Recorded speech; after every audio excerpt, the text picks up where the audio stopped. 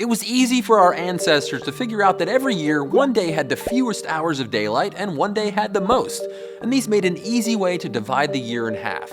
And since we love organizing things, we divided it again, marking days halfway between the two. The equinoxes, the day when there's equal day and night. Except day and night on the equinoxes isn't equal. And they're not halfway between the shortest and longest days of the year. The equinox probably isn't what you think it is.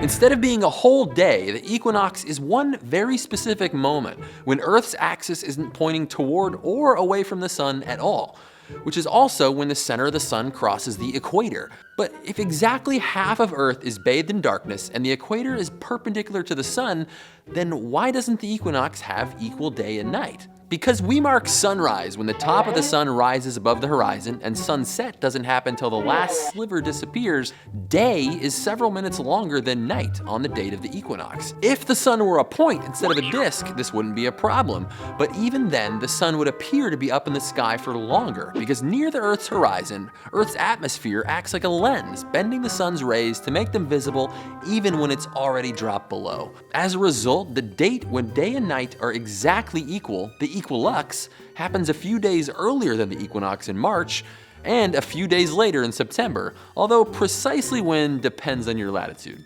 And because Earth's orbit is elliptical, the solstices and equinox don't divide the year into even halves or quarters. Because of gravity, as Earth gets closer to the sun, it travels slightly faster in its solar orbit, which means there's more days on the June side of the equinoxes than on the December side.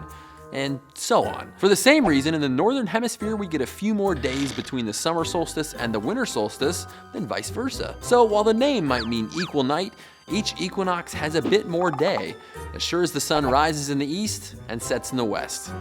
Stay curious.